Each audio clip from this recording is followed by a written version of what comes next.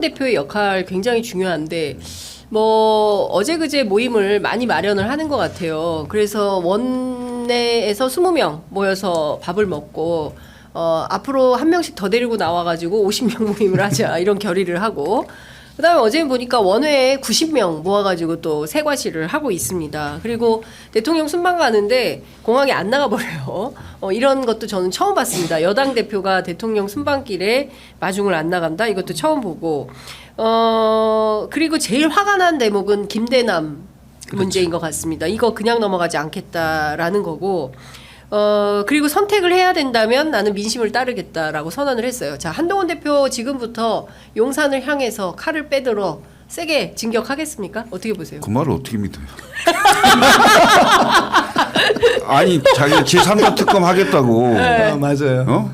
그렇게 공식적으로 국민들하고 약속을 했는데 그것도 못하고 그다음에 재의결 넘어왔을 때 표결은 당론 정해갖고 다 반대하는 걸로 해놓고 이제 와서 무슨 뭐 민심을 따르겠다는 게 뭔 소리입니까 그게? 봉창이에요? 뭔 소리 하는 거냐고. 제가 소리, 봤을 때는 뭔 소리요? 기본적으로 한동훈 대표가 가지고 있는 그 뭐랄까 정치력이랄까 뭐 이런 게 동네 꼬마들 수준의 얘기예요 지금. 예? 이렇게 하면 안 되거든요. 네. 그 무슨 뭐 의원들 20명하고 밥 먹었다고 자기가 세력이 좀 있는 것처럼 보인다. 그다음에 원외 90명 뭐 같이 밥 먹고 했다. 이게 애들 장난처럼 보이는 거지. 이게 정치라고 생각하시면 큰 오산입니다. 당 대표가 밥 먹자는데 시간이 허락되면 50명 100명의 의원들이 다 와야 맞는 거죠. 그건 형식적인 건데 그걸 왜 못 하겠어요? 그 형식적인 것마저도 겨우 하는 게 20명인데 그 20명 밥 먹었다고 앞으로 한동훈 대표 말 따라서 뭐 행동해 줄 것 같아요? 천만의 말씀입니다. 한동훈 대표의 유일한 무기는 민심에 부합되는 메시지를 내고 그 약속을 지키는 거예요. 네. 대통령실 눈치 보지 마시고 근데 하는 게 계속 대통령실 눈치 보고 김 여사 얘기는 못하고 아무것도 하는 게 없잖아요. 그러면서 기존에 윤석열 대통령이 쳐놓은 울타리 안에서 조금 떼서 이건 내 땅이야 이러고 있는 거 아니야. 여긴 내 땅이야. 네? 근데 그게 되냐고요. 저는 이게 안 된다고 보고 특히 10월 16일 재보선 지금 하고 있는데 네. 이 재보선의 그 상황이 별로 좋지가 않아요. 국민의힘에. 예. 네. 왜냐하면 제가 들어본 그 지역의 민심을 보면 국민의힘 쉽지 않아요. 아, 그래요? 예. 상황이 저는 굉장히 안 좋다고 보여지는데 왜냐하면 대통령의 전패 가능성이 있어요? 대통령의 국정운영 지지도가 워낙 낮잖아요. 네. 20% 초반대에 있고 그다음에 한동훈 대표가 그렇다고 해서 따르게 무슨 정치력이 좀 있어서 이걸 돌파해 갈 수 있을 것처럼 보여지지가 않아요. 어찌 보면 약간의 고의성이 있는 것처럼도 느껴질 정도인데 강화 군수 후보가 기소가 됐어요. 네. 국민의힘의 후보가. 그러니까요. 그것도 후보 등록하고 바로 다음 날 후보 교체를 못할 상황을 만들어 버린 거예요. 검찰이 네. 마치 마치 뭔가 의도를 가진 것처럼 이런 문제가 있고 그다음에 부산 금정은 지금 야권이 단일화를 했잖아요. 맞아요. 단일화한 상태이기 때문에 그 지난 총선 때도 사실은 마지막 2, 3일에 100석은 만들어줘야 되는 거 아니냐는 그 부울경의 바람이 상당히 세게 불어서 실제로 민주당이 다섯에서 한 7석 정도는 가능하다는 평가였거든요. 네. 근데 결국 한 석 말고 나머지 다 내주는 상황이 생겼잖아요. 그때하고는 상황이 다른 거예요. 그때는 전국 선거였던 거고 이거 한 번 더 혼내줘야 된다 이런 생각을 갖는 분들이 많단 말이죠. 그렇죠. 지금. 예. 예. 그러면 이 결과를 책임지고 물러나야 돼요? 강서구청장 선거 한석 패배해갖고 김기현 대표 물러났어요. 물론 총선 직전이긴 하지만 여당 대표가 힘을 갖는 건 선거에 이기는 겁니다. 맞습니다. 다른 거 없어요. 박근혜 대표 시절에 이명박 대통령이었어요. 박근혜 대표 미웠겠죠. 자기랑 경쟁도 했고 당을 장악하고 딱 앉아 있으니 그런데도 어떻게 할 수가 없는 거예요. 왜? 선거의 여왕이었기 때문에. 네. 선거 재보선이든 뭐든 나가면 무조건 3주 연속 얘기하고 있어요. 선거예요. 박근혜. 이겼기 때문에 네. 그게 정치 생명이 있었던 거죠. 지금 한동훈 대표는 그게 안 보이는 거예요. 한동훈 대표 약간 조폭들 똘마니 모으듯이 그렇게 하는 거예요? 그거 전혀 안 돼요. 말 안 듣는다고. 그걸로는 똘마니들도 말 안 들어? 아니 말을 들을 수가 있어요. 네. 왜냐하면 자기도 같이 정치 생명이 날아갈 수도 있는데. 네. 거기 줄 섰다가. 네. 실제로 어제 그 임미애 의원 오셨는데 국민의힘 의원들한테 물어봤더니 저희 뭐냐 뭐 108명이 국회의원인데 20명 꼴랑 모아가지고 저걸로 세 가지 한다고 되겠냐. 그럼 전체 108명을 대상으로 정치를 해야지. 그럼 20명만 데리고 하든가. 뭐 이제 이런 얘기를 한다는 겁니다. 그래서 지금 제가 듣기로는 또 뭐 이건 뭐 그냥 그 지금 여권에서 풍문으로 나오는 얘기들이에요. 네. 뭐 실체가 있는 건 아닌데 김옥균 프로젝트가 재가동되고 있다. 오. 그러니까 그 지난 전당대회가 끝날 때쯤 돼서 김옥균 프로젝트라는 말이 그렇습니다. 한동안 한참 유행했잖아요. 예, 그래서 예. 3일 천하로 끝날 것이다. 네. 라고 했는데 이제 그게 다시 수면 아래로 내려갔다가 요즘에 다시 올라오면서 이게 그때 3일 천하를 얘기한 게 아니라 3개월 천하를 얘기한 거다. 이런 식으로 지금 얘기가 나와요. 그러니까 왜냐하면 지금 대통령이 일단 기본적으로 윤한 갈등이 워낙 심각하다는 건 이제 뭐 이건 뭐 소문이 아닌 거죠. 윤한 갈등이 심각하고 대통령과 이 한동훈 대표가 서로 마주 앉는 거, 눈빛을 교환하는 거 자체도 이제 싫어하는 단계에 그러니까. 가 있는 거 아니냐. 예, 예. 엊그저께 시사저널인가요? 거기에서 지난번 그 대통령이 참석하는 언론사 행사에 한동훈 대표가 30분 전에 불참을 통보한 그러니까. 걸 가지고 한동훈 대표가 긴급하게 의료계 인사를 만나러 간 것이다라고 예. 얘기가 나왔었는데 나중에 알고 보니까 그러니까 이번 대통령실에서 아니 한동훈 대표 자리 내 옆자리 말고 저쪽으로 3번 옮겨 테이블로 가. 이렇게 그 했다고 자리를 그러나요? 옮기게 했고 그 얘기를 전해들은 한동훈 대표가 기분 나빠서 나 안 가. 이랬다고 하는데 그걸 또 당에서 관계자들이 확인을 해줬더라고요. 그러니까. 맞다. 그러니까 이런 관계이다 보니까 당연히 뭐 또 부산 일정을 핑계로 전 핑계라고 봅니다. 왜냐하면 한동훈 대표가 부산 가서 이렇게 얘기하거든요. 제가 당직자들이 당일치기로 가자고 했는데 제가 그러면 안 된다고 했다.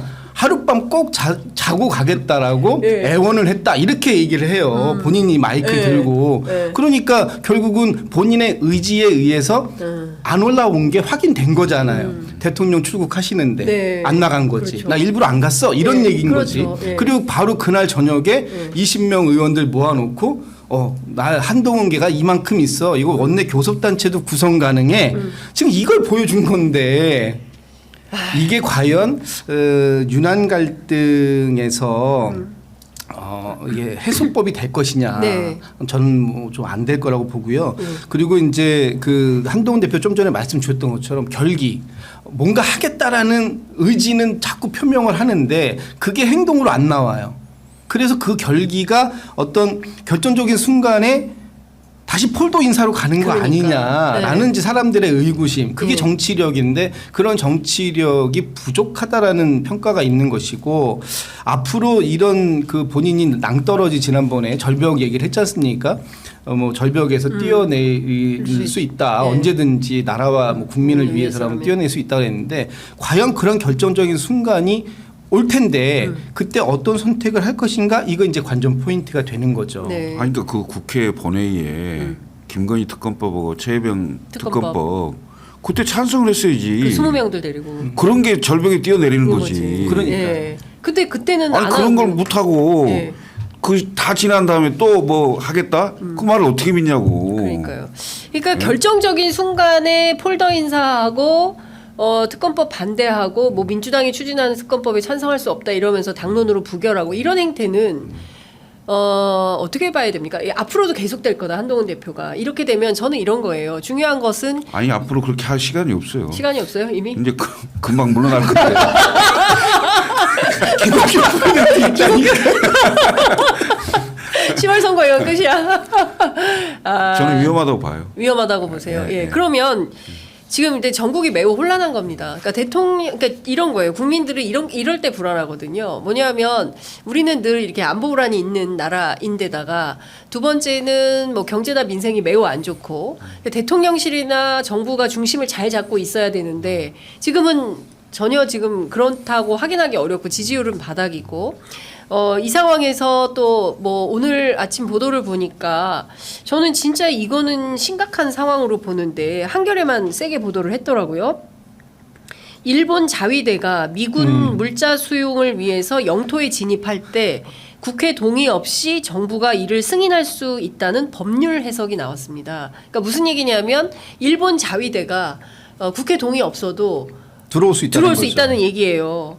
그러니까 구체적으로 뭘 위해서 한일 간의 군사협력, 한미일 간의 군사협력을 하는 것인지 이거 대단히 심각한 문제인데 저는 이런 등등에 대해서 잘 살펴봐야 함에도 불구하고 그렇지 않다고 한다면 매우 심각하다라는 생각이 좀 듭니다. 역사와 영토를 맞대고 있는 나라하고는 동맹을 하지 않습니다. 그게 외교의 원칙입니다. 대원칙. 네. 그래서 중국과도 일본과도는 동맹을 하지 않습니다.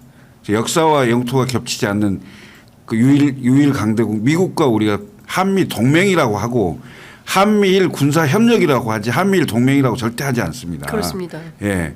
더군다나 일본하고는 우리가 잊을 수 없는 시기가 있었잖아요. 예? 그런 역사를 갖고 있는데 일본이 항상 호시탐탐 노리는 방법은 뭐냐면 군대를 한반도에 마음대로 들어올 수 있도록 하는 그것만 엄청나게 연구하신 분들이에요. 네. 근데 그걸 허락을 한다고요? 저기 그게 요번에 제정신인가요, 정말? 그러니까. 그 이시바 총리가 이제 당선이 됐잖아요. 그래서 네. 이제 총리의 역할을 하고 계시고 지금 아마 뭐 요번 주 중에 그 라오스인가요? 거기에서 이시바 총리하고 윤 대통령하고 정상회담을 뭐 할 것으로 전망이 되는데 이시바 총리가 어떤 분이냐면은 역사 인식에 대해서는 좀 유연한 부분이 있습니다. 맞아요. 역사 인식에 대해서는 그러나 군대와 관련돼서는 굉장히 매파예요. 굉장히 강성입니다. 네. 특히 이시바 총리는 일본의 자위대를 일반 군대로 돌려야 된다라는 그런 생각을 갖고 있는 사람이에요. 그런데 오늘 나왔던 그런 한겨레 기사 같은 경우는 뭐냐면 이게 이제 자칫 잘못하다가 물론 이제 일시적이라는 단서를 달았더라고요. 네. 일시적으로는 들어올 수 있다. 그런 경우에는 국회의 비준이 필요 없다. 이렇게 이제 기사가 나왔던데 한미일이 지금 군사 협력을 아주 강화시키는 차원으로 가고 있잖아요. 네. 물론 이게 이제 이 북한의 핵 위협에 대해서 대응하는 단계이기 때문에 그럴 수 있다라고 보여지는데 그럼에도 불구하고 이 이시바 총리처럼 군대에 굉장히 강성이고 언제든지 자위대를 일반 군대로 돌려서 이 지금 자위대라는 것은 일본 영토 안에서 그렇죠. 자위적 그 차원에서 군대를 네. 운용할 수 있는 것이지 이게 이제 요 일본 영해를 벗어나는 건 안 되는 건데 이게 일반 군대가 되면은 뭐 우리나라든 뭐 동남아든 어디든 다 갈 수 있는 네, 건데 네, 네. 이렇게 만들고 우리가 그걸 또 받아줄 수 있는 협약까지 체결이 된다. 지난번에 한미일이 그 국방부 장관들이 MOU를 하나 맺은 게 있는데 그 MOU를 국회에 공개하지 않았거든요. 내용을. 그래서 그때 그 MOU 내용이 뭐냐 도대체 MOU를 맺었다라는 건 비준에 준하지 않더라도 내용은 국회에 보고해야 되는 거 아니냐라고 민주당의 김병주 의원이 얘기를 했음에도 불구하고 공개를 안 하더라고요. 네. 그런데 그런 내용 안에 혹시라도 이런 관련된 내용이 있는 게 아닌가 의심해 볼 수 있는 거죠. 그렇죠. 하여간 지금 너무 그 전국이 혼란합니다. 그럴 때일수록 여러분 취재 편집점을 보시면서 예, 정세 파악을 분명하고 바르고 확실하게 하셔야 된다고 생각하고요. 그런 차원에서 구독, 좋아요, 알림 설정 오랜만에 제가 요청드립니다. 하여간 저희가 뭐 그 순간순간 속보부터 시작을 해서 다양한 정치 현안들 말끔하게 잘 정리해서 또 보도하도록 하겠습니다. 아이고 9분이나 더 모셨네. 좀 늦게 시작했어요. 아, 그랬어요? 우리는 1시간 딱 맞췄어요. 예, 두 분 말씀 잘 들었습니다. 네. 고맙습니다. 네, 감사합니다.